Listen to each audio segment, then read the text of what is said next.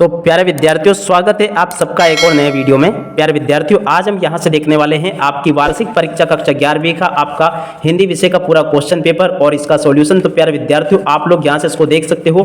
Totally आपका जो question paper प्यारे विद्यार्थियों परीक्षाओं में आपसे पूछा जाएगा, ये बिल्कुल इसी प्रकार का होगा। प्यारे विद्यार्थियों, आज मैं आपको पूरा का पूरा आपका क्वेश्चन पेपर हल सहित बताने वाला हूं। तो इसलिए आप सभी लोगों से अनुरोध है हमारा कि आप लोग यहां से इस क्वेश्चन पेपर वाले वीडियो को बिल्कुल भी स्किप ना करें, इसको पूरा देखकर जरूर जाएं ताकि आप सभी को पूरा क्वेश्चन पेपर अच्छे से समझ में आ सके। तो चलेगा प्यारे विद्यार्थियों, बिना किसी देरी के समझते हैं आपके कक्षा 11वीं के आपके पूरे क्वेश्चन पेपर को, ताकि आप सभी को पूरा क्वेश्चन पेपर अच्छे से समझ में आ सके। तो देखिएगा प्यारे विद्यार्थियों, आपका जो क्वेश्चन पेपर होगा ये बिल्कुल इसी प्रकार का आपको परीक्षाओं में देखने को मिलने वाला है। आप लोग यहां से इसको देख सकते हो। इसी प्रकार का पूरा क्वेश्चन पेपर आपसे पेपर परीक्षाओं में पूछा जाएगा। हिंदी विषय का क्वेश्चन पेपर है जिसमें कि आपसे टोटल 23 क्वेश्चन पूछे जाएंगे और टोटली आपका जो क्वेश्चन पेपर ये होगा प्यारे विद्यार्थियों, ये 80 नंबरों का होगा। यहां से आप लोग इसको देख लें अच्छे से और समझ लीजिएगा।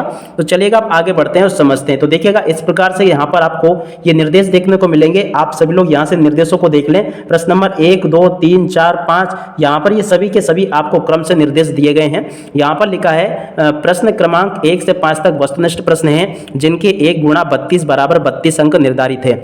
उसके बाद में नीचे लिखे हैं 6 से 15 तक 2 अंक वाले प्रश्न हैं और इनकी शब्द सीमा 30 है। तो इस प्रकार से आप सभी लोग यहां से इनको देख लें। तो चलिए अब आगे बढ़ते हैं, समझते हैं आपके पूरे क्वेश्चन पेपर को। तो आप लोग यहां से इसको देख सकते हो। इस प्रकार के क्वेश्चन आपके पेपर में आपसे पूछे जाएंगे। आप सभी लोग यहां से इसको अच्छे से देख लीजिएगा और पूरे पेपर को आप लोग यहां से अच्छे से समझ लीजिएगा। देखिएगा इस प्रकार के क्वेश्चन आपको पेपर में देखने को मिलेंगे। पहला क्वेश्चन पढ़ते हैं क्या लिखा है।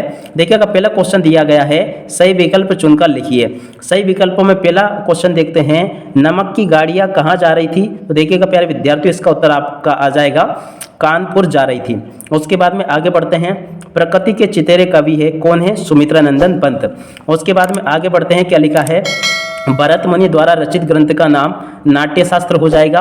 उसके बाद में आगे बढ़ते हैं, क्या लिखा है, किसी भी फिल्म या धारावाहिक की कथा को कहा जाता है तो इसको कहते हैं पटकथा। उसके बाद में आगे बढ़ते हैं, क्या लिखा है, दोहे में कुल कितनी मात्राएं होती है। तो देखिएगा प्यारे विद्यार्थी, दोहा छंद में कुल 24 मात्राएं होती है।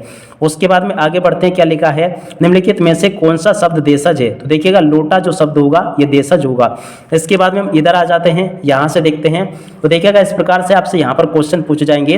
पहला क्वेश्चन पढ़ते हैं, रिक्त स्थान में सही विकल्प चुनकर लिखिए। जी हाँ प्यारे विद्यार्थियों, यहाँ से आपको इन सही विकल्पों को चुनकर लिखना होगा।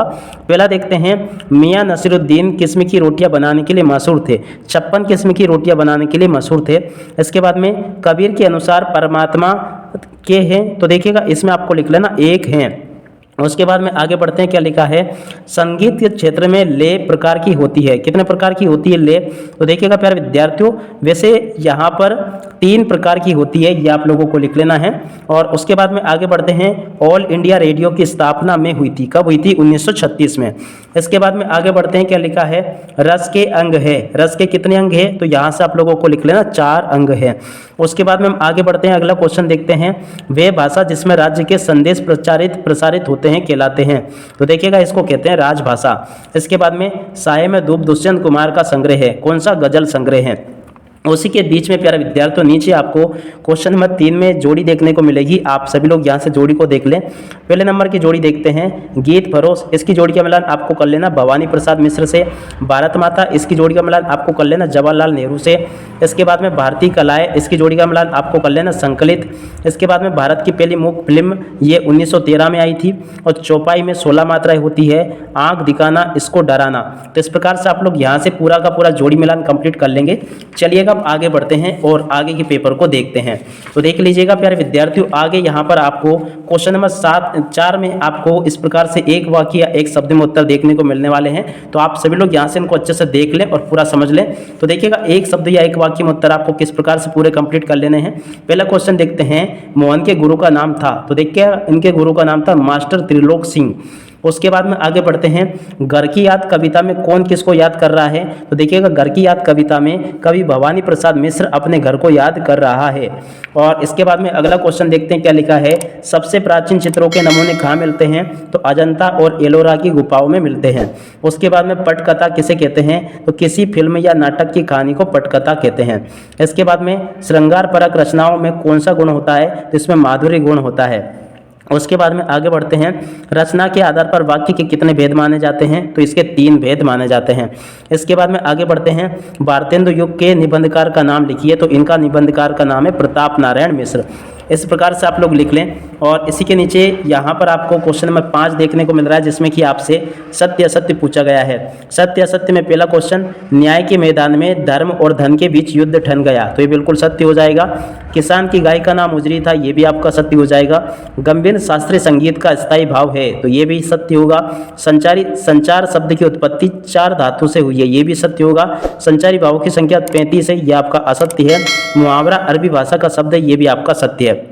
तो इस प्रकार से आप लोग देख लें यहाँ से। और आगे इस प्रकार के क्वेश्चन आपसे पूछे जाएंगे। प्रश्न नंबर 6 को देख लें, 7 को देख लें, 8 को देख लें। टोटली आपके पेपर में इसी प्रकार के क्वेश्चंस पूछे जाएंगे, जैसा कि मैं यहाँ से आपको बता रहा हूँ। और इसके बाद में हम इधर आ जाते हैं। तो यहाँ से देख लें, ये क्वेश्चन पूछा गया है, मियाँ नसरुद्दीन को नान भाइयों का मसीहा क्यों कहा जाता है? रेजाड़ी पानी किसे कहते हैं? अंतर व्यक्तिक संचार से क्या आशय है? संचारी भाव किसे कहते हैं? रस की अंग लिखिए। व्यंजना शब्द शक्ति को उदाहरण से तो आपको बताना है। और इसी के अलावा प्रश्न नंबर 14, 15, 16 इन सभी प्रश्नों को आप लोग देख लें। यहाँ तक का प्रश्न नंबर 16 को भी देख लें। और उसी के नीचे प्यारे विद्यार्थियों, मैं यहाँ से आपको बता देता हूँ। तो देखिएगा, आगे इस प्रकार से आपसे क्वेश्चन पूछे जाएंगे। यहाँ से आप लोग देख लें, मन्नू भंडारी अथवा कृष्णचंद्र का जीवन परिचय आपको लिखना होगा, ये भी देख लें। प्रश्न नंबर 18 में आपको भाव पल्लवन पूछा गया है। इसके ऊपर आपको भाव पल्लवन यानी भाव विस्तार करके लिखना है, यानी कि आपके मन के भाव आपको लिखने होंगे। प्रश्न नंबर 19 में इस प्रकार का एक गद्यांश दे रखा है और इस गद्यांश को आपको पढ़ना है और इन प्रश्नों के उत्तरों को लिखना है। इसके अलावा यहाँ पर ये दिए गए हैं। और इसके बाद में यहाँ से देख सकते हो आप लोग, ये लेखक के अनुसार उन्नत जीवन की साधना क्या है। और उसके बाद में प्रश्न नंबर 20 दे रखा है, इसमें आपको संदर्भ प्रसंग से व्याख्या करनी है। तो यहाँ से आप लोग इसको देख लेंगे। और इसके बाद में हम आगे बढ़ते हैं। तो देखिएगा, यहाँ से आप लोग इसको देख लें। यहाँ पर आपको ये देखने को मिलेगा प्रश्न नंबर 21 में निम्नलिखित गद्यांश के संदर्भ प्रसंग से भावार्थ आपको लिखना है। मियाँ नसरुद्दीन हमारी और कुछ ऐसे देखे गए। तो देखिएगा, यहाँ से आप लोग इसको पढ़ लें, प्रश्न नंबर 21 को। और यहाँ से आप लोग 22 को भी पढ़ लें। 22 में इस प्रकार के क्वेश्चन आपसे पूछे गए हैं। ये 23वां क्वेश्चन लिखा है। तो देख सकते हो प्यारे विद्यार्थियों, मैंने यहाँ से आप सभी को पूरा का पूरा क्वेश्चन पेपर बहुत ही अच्छे से बता दिया है।